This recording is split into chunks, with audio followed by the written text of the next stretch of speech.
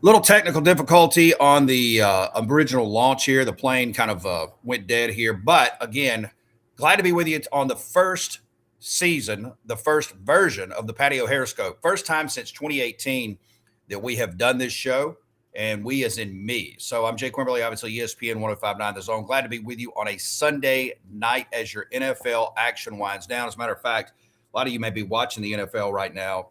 And, if we check in on the final game of tonight. I'm going to get you lined up here. The Rams are on top 17-10 with about 8:45 to go um, in the ball game. All right, so we'll get to the other action that was in the NFL. Again, Patio Harroscope, first version number one tonight, episode number one. We're glad to be with you on X. We're on YouTube and we're on Facebook. And I appreciate you guys jumping in. So let me tell you a little bit about this podcast. Tonight, we're going to cover the national championship game in college football tomorrow night. A little bit on the transfer portal, some interesting stuff from Josh Pate. Clay is in the house. Boom shakalaka. You can make sure. Thank you, Clay, for everything you have done. I appreciate Clay, who's helped me launch this thing. It's from the technological side. And you can drop a comment in the chat. We are very interactive. So, and we'll get into maybe a little Landman tonight, as we had to pause Landman just the very end here. Love Landman, love Tommy Lee Jones, love what they have done with that series as well. So a little bit about this podcast before we get going. I launched this podcast back around 2015 before podcasts were even really cool. And we were on the patio of a home in Brandon. Of course, now we're out on the Wimberley Estates out in here in Florence. We're not on a patio tonight because it's 30 degrees. We're inside, but normally we'll do this on a patio. And it's called the Harroscope because it was through a platform called Periscope that Twitter had. It was the streaming apparatus for Twitter. It's no longer there. But Real C. Collins, shout out to Chris Collins. He's the one who kind of coined it, the Harroscope, because of the hair. And of course, it is the best hair in radio, or at least that's what I tell myself. So off and running we go. Let's start. You can follow me on Facebook at Jake Wimberly, X at Jake Wim, also YouTube at Jake Wim as well. So we got a national championship game tomorrow night in college football. Indiana takes on Miami. And I think we're in for a really, really good football game. Everybody's talked about this Indiana team for most of the season. It goes back into last season. When you talk about Kurt Cignetti coming over to Indiana, he gets them to the playoff. They drop a playoff game at Notre Dame. And then, once that happened, everybody asked, was Indiana for real? Could they come back and do this again this year? Well, when you talk about Indiana this year, they have been an absolute buzzsaw led by Fernando Mendoza, your Heisman winner. And of course, when you talk about Fernando Mendoza, the Heisman winner, he has just played out of his absolute effing mind this year. So what makes Indiana so special? Well, I think first you have to start with Mendoza, the guy who is kind of a do-it-all guy for Indiana. And look, big shout out, and I've said this on my show too, to the guy who or girl or whoever recruited and found Fernando Mendoza. Remember, Fernando Mendoza, Fernando Mendoza, and we got a comment here, YouTube confirmed working triple threat complete. That is a good. Thank you so much, Clay, for that as well. So Fernando Mendoza was a guy who was at Cal, very modest, mediocre, 2 years at Cal. But in this day of age, name, and likeness, or your, NIL, shall you say, I call it pay for play.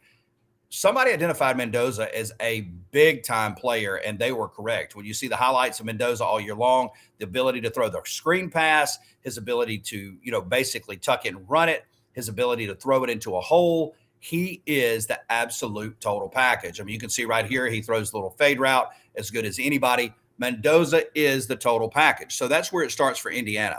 But, when you get into Indiana and you really start looking at the true numbers in this, college football playoff composite, or shall you say, you kind of really get deep into the numbers.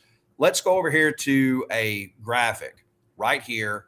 This is from Rivals, and these numbers are important. So when you start talking about what makes a national championship profile for a team, you start looking at recruiting. And typically we've done this through recruiting 4-year windows. So how do you do in a 4-year cycle? You look at the numbers here, Miami versus Indiana, 2022 to 2025, and humor these numbers because I don't think we can no longer go by these numbers as it pertains to the transfer portal and name, image, and likeness now. But Miami, 13, 8, 5, and 14. That's the number of recruiting rankings that they've had up until this point. Indiana 29, 59, 60, and 53. And to kind of give you a little bit of perspective, those numbers for Indiana, they kind of average out around a South Carolina, Mississippi State, Kentucky number. Why are these numbers important? Remember the 5 and the 8 for Miami. If we go over here and look at a 20-year trend, courtesy of on3.com, what you'll see is these are the national champions from 2005, starting with Texas, all the way to 2024 last year with Ohio State. The numbers tell you that you need at least 2 top 10 recruiting camps, units, so to speak, to win a national title. And all of these teams did. You look at Texas in 2005, 8-6, 8-1. You jump up to, say, Alabama 2015. They were ones across the board. LSU in 2019, 5-10, 7-3. Look at 2010, though. Auburn, they at least had 2 with Cam Newton, 7 and 8. They had a 22 and a 29. All of this would tell you if you lead into tomorrow night, then basically Miami should win the ball game based on recruiting rankings. They really should win the ball game based on recruiting rankings. And, you know, when you start looking at Miami and you start really kind of checking out everything that they do, it starts with Carson Beck. I mean, you talk about a guy who has really done a great job at Miami and kind of reinvented himself. And you can see some of the clips here from Carson Beck just for this year. And let me make sure to go ahead and make that screen bigger so you can see it and get off all the YouTube comments and all of that business. But Carson Beck is a guy who has, 74.7 completion percentage, 27 touchdowns, 3,072 yards through the air. I mean, Beck throws it as good as anybody. He'll be one of the top quarterbacks taken off the board this year. So when you look at the recruiting profile for Miami, they should actually win the ball game, not Indiana. But what makes Indiana so good is when you start talking about the coaching staff. I think they're very, very good at the coaching staff or inside that coaching staff with Curt Cignetti. 2, they're an older unit. I believe it's somewhere around 40 players for Indiana, average out to be around the ages of 22 to 25. 40 players. That is a lot of guys that are, kind of older and deeper in the teeth, shall we say, for Indiana. So Vegas likes Indiana. I believe they're an 8.5-point favorite. That's what it was before we hit the weekend. That game will probably tap out tomorrow night around 8. I tend to lean Miami if they can play it clean.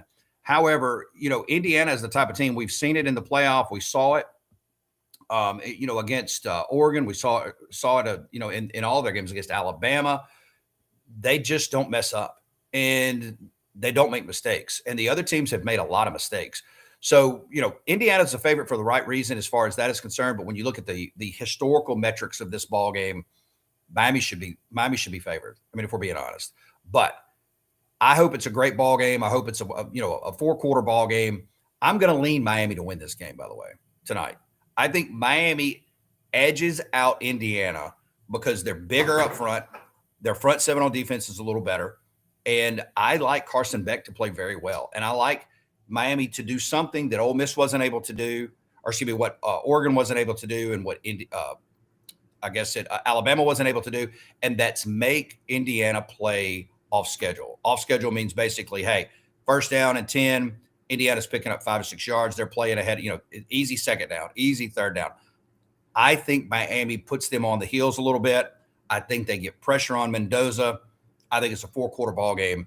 And I like Miami. Again, it's that Patty O'Harascope. Drop a comment in if you want to on the chat. Make sure you follow along on X at Jake Wim, also on Facebook at Jake Wimberly, YouTube also at Jake Wim.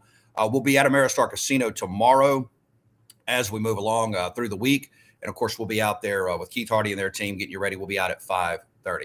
All right, let's jump over into the transfer portal if we can and talk a little transfer portal. So the transfer portal closed on Friday, which means no other guys can jump in the transfer portal. But if you're in the transfer portal, you can still be picked up. Josh Pate, Late Kick Josh, he is a friend of our program. He does a wonderful job, and I want to go over here and clear some tabs out here. I want to look at some stuff he said on X because I think he's bringing up some really good stuff on the transfer portal. And it's not necessarily about the portal itself. It's about the guys that don't get picked up. Let me share this for you right here so you can read this from Late Kick Josh, who does a wonderful job. He says, talking to general managers this morning, and don't forget this, general managers do exist in college football. Dozens of examples of players in the portal asking if they can return to the team only to discover their spot has been filled. I'm going to read through this and we'll chalk through it. These are mostly not players who were forced into the portal, but rather players who listened to terrible advice from jackals posting as agents. Countless examples of players being told enter the portal is a sound business decision with zero risk, since the fallback option is your current roster. Other examples of current teams offering a reasonable figure. He goes on to say a reasonable figure and agents lacking the ability to spell market rate, convincing the players the offer is disrespectful. All right, so there is a lot to unpack on here and I think Josh is all over this when you start talking about the transfer portal. So you get there's two types of ways guys go into the portal. One, they're shoved into the portal. You know, they're on a team. Maybe there's a coaching change. Maybe there's an evaluation of the team that, you know, Mississippi State, Ole Miss, Southern Miss, Alabama. They've had their teams evaluated by the new coach or maybe some position coaches, and they go to a guy and say, hey, look, we like you. We recruited you, but you no longer have a position here on this football team. So we will help you move. This happened with Nick Saban in a couple of his last few years. Several Alabama players didn't make it at Alabama. They actually ended up with Texas and Steve Sarkisian. There is a tie there because Steve Sarkisian coached at Alabama under Nick Saban. Those kinds of things happen. Those deals happen. Coaches push players into the portal. The second deal is guys jumping in. Actually, there's three types of ways. Guys that are slam dunks. Darian Mensah at Duke just jumped in the portal late Friday. He was the highest paid quarterback in college football this past year. He knows he's going to make a lot of money. And we'll get into that and where he's probably projected to head, where he's going to head to next year in just a bit. You know, Jackson Dart, if he was back in college, let's just say it, he wanted to leave Ole Miss he would be picked up. Those are the kind of guys we're talking about. You know, if Lenore Sellers wanted to leave South Carolina, he would get picked up. But then there's the others who get bad information from a lot of bad people that get pushed into the portal by agents or people that are acting as agents. The one thing you got to remember, the National Football League has guidelines on agents. They have guidelines on, you know, what agents can make. It's 3% by the NFL, the do's and the don'ts, the contracts. College football has none of that. Yes, there's contracts these guys have to jump into with the transfer portal when they sign with a team. But agents, there are no restrictions on agents. So uncles can be agents. 7-on-7 coaches can be agents. You know, dads can be agents. You could be an agent. As Josh said the other day on the Rich Eisen show, put it in your Twitter profile and you can be an agent. So these guys are getting very, very bad advice to jump into the portal. And a lot of them don't find homes. And they're told, hey, you can just go back to Florida if you jump in the portal. You can go back to LSU or Ole Miss if you jump in the portal. You can't do that. A lot of these schools will not take you back. They'll look at it and say, look, I know what you did. You went out, you shopped a better deal. You tried to find a better deal. You didn't have a better deal. So you can't come back crawling to us and say, hey, we want our position back. So these guys are losing their spots. And it's based on bad advice is what's happening. And then, so what happens to them? They drop down to Division II. They drop down to Division III, NAIA. Nothing wrong with those schools. Nothing wrong with those programs. However, I've said it before, and I said it all portal season on my show. If you start at the top, which means if you start at a Power 4 school, and it can be any Power 4 school, from Ohio State to Virginia Tech to Northwestern to Mississippi State, it doesn't matter. You've got a great deal going on there. If you have that opportunity, if you're not an elite player, you're going to see yourself, if you jump in the portal, you're going to take a step down. And if you jump in the portal again, you're going to take another step down. There's case by case by case by case. TJ Finley, bless his soul, the quarterback that started at LSU. He's now in his 7th school in 7 seasons. And he's all the way down from LSU down to Incarnate Word. Some of you may have never heard of Incarnate Word. Who cares? I don't care about Incarnate Word, not in that respect. So this is a message to people out there and to prospective athletes. If you're an athlete watching this show or you listen to my show, and parents and coaches, be careful with the advice you get. The money isn't always the best thing. All right, so a couple other things I want to get into here on the transfer portal as the initial launch of the Patty O'Hare Scope tonight. Again, you can drop a comment. Please follow on Facebook, X, and YouTube as we'll be rolling this show out at least once a week, if not twice a week. If you'd like to be a sponsor on this show, we would love to talk to you about that and how you can do that. Very cheap rates, very good rates. And of course, so we can get you into a great spot, not just here, but also on other outlets as well. All right. So when you go all the way back to Mendoza, before we get into a little Landman, I want to talk a little Landman tonight because this is one of my favorite shows that I've started watching. And when I get done here, I think I got about 10 minutes left on the docket here on tonight's episode on Paramount Plus. Taylor Sheridan has done a wonderful job. Loved Yellowstone until the very end, the way the whole thing went woke. The whole thing ended wrong. I could do a whole show on that. Don't know why Sheridan did that, but love what they're doing with Landman. All right, let's get back to recruiting real quick. So everybody's asking who's next. I mean, Indiana, look, remember this when you watch the College Football National Championship game tomorrow night. All the teams that were projected to be high. And look, I picked Texas. I had Texas playing Clemson in the national championship back in May. That was the biggest whip and swing I've had in probably 10 years. But so many people picked Clemson and they picked Penn State. Look, Texas, Penn State, Clemson were your three biggest odds getters in Vegas going into the preseason. They all whiffed. Heisman Trophy, Arch Manning from Texas. When you look at Nussmeier from LSU, you look at Klubnik from Clemson, Aller from Penn State, the four whiffed. So the national media, the local media, Vegas whiffed on the national championship odd setters and the Heisman setters. And we're left with Indiana and Cignetti and Mendoza. So who is next? Well, let's just go over here and let's look at some transfer portal quarterbacks real quick and to get you caught up where some of these guys are headed and what they're doing here on this. All right, so first, if you go and look at, make sure my screen is on this right. Yes, you can see that on 3. Sam Levitt.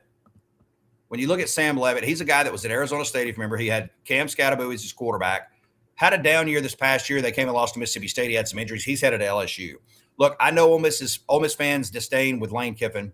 I get it, but Lane Kiffin's going to be highly successful at LSU. Sam Levitt is his guy. As a matter of fact, if you go there and look, he also pulled in another quarterback on this list, Hussein Longstreet, from a freshman from SC, from Southern Cal. So he's what he's done everywhere else, like he did at Ole Miss and other places. He's going out and getting big quarterbacks. Expect a bounce back from LSU. Darian Mensah, portal on Friday. It says right here, Duke, and the question mark. He's going to Miami. I can tell you that. I mean, I don't have any inside information on that. But when you look at Mensah and the money he made and the way Miami likes to play this game, the fact that they're going to spend, they outspent just about everybody except Duke and for Mensah last year. Beck was about a $4 million quarterback. They're going to pay $5 to $6 million for Darian Mensah. Miami will not go anywhere next year. Drew Mestamaker from North Texas is headed to Oklahoma State. Don't expect them to be a big-time player. Here's one, though. Brendan Sorsby had a big year at Cincinnati. He's headed to Texas Tech. Texas Tech is in the long game for this. They are not slowing down. This was not a one-year wonder for Texas Tech to be in the college football playoff.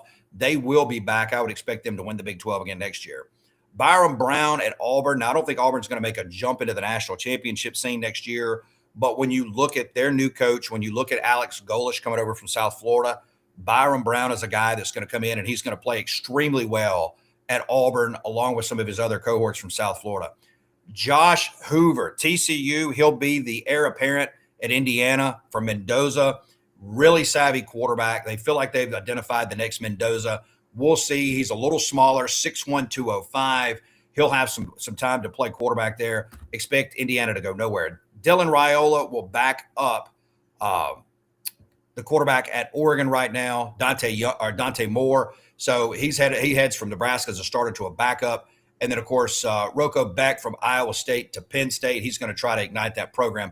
You know, when you get down past that, I mean, DJ Lagway is not going to really make a difference, I think, at Baylor as far as a guy that can make them a national championship contender. Deuce Knight, he looks to be the heir apparent in the future if everything doesn't go right with the court case there for Trinidad Chambliss. But after that, I mean, if I'm looking at some quarterbacks that can go really make a difference, and I mean really make a difference like what we saw, maybe it's Lincoln Kienholz right there at number 137. He goes from Ohio State to Louisville. Louisville has been a team that has knocked on the door of the ACC the last several years, played for the championship 2 years ago in the ACC. They were a 9-win team this past year. Maybe it's a Kienholz. And then after that, I think you got to go back to the top. You got to look at Levitt. You got to look at Mensah. Then I think you got to look at Sorsby. And then I think you got to look at Josh Hoover as your next guy there as well. So, again, we're looking for who the way too early favorites are in college football. And I think if one night before the national championship, I think Oregon's not going anywhere. Ohio State's not going anywhere. Indiana's not going anywhere. I don't think Ole Miss is going far, if I'm being honest with you. I'm really interested to see what Pete Golding does with this next team. And I think they have played the portal as good as anybody. Ohio State's not going anywhere. Georgia shouldn't be going anywhere. It's going to be around the top 10 that we saw this year. There are major question marks at Alabama. I think Texas has stocked the cupboard to where they're going to be very, very good again next year. Oklahoma is going to bring back John Mateer. They are loading the cupboard. They're going to be very good. Question marks at Tennessee and others. All right, before we duck out of here in our initial episode of the Patio Hill Script tonight, talking Landman. And again, if you got any comments, you want to drop one in the chat, you can do that. Landman by Taylor Sheridan. If you haven't seen it, it is absolutely remarkable. Billy Bob Thornton, lead character there. This is a Paramount Plus feature. And, of course, Taylor Sheridan, he was the guy that dropped Yellowstone, if a lot of you like Yellowstone. But I absolutely loved Yellowstone until the end. I love Landman the way it is right now. Billy Bob Thornton and Sam Elliott. Oh, I just left Sam Elliott off the deal, and I got slapped for that. So yes, legendary actor Sam Elliott is in Landman, and he is fantastic. At almost like 85, he plays the greatest old guy that you will ever see. It is fantastic. But basically about an oil tycoon family in Texas. I don't know if they're given to the NIL or not to anybody. The daughter does go to TCU, so that does make you wonder, are they giving money to TCU for college football? We'll see. Hey, make sure to give me a follow on X, on Facebook, and, of course, on YouTube. It is bone cold outside. We will get this thing out on the patio. If you'd like to be a part of this show as far as a guest, if you are media, we can do that. And, of course, if you'd like to be a part as a business, we can do that as well. Make all your plays at Ameristar Casino. Again, Indiana, Miami. I'm taking Miami to win tomorrow night. I like Miami in a close ball game. I think they get after Mendoza. I'm probably going to regret this, if I'm being honest, the way Mendoza plays. So remember, ketchup is king. Bacon's a delicacy. Aloha means goodbye. Give us a follow. We'll be on at Ameristar.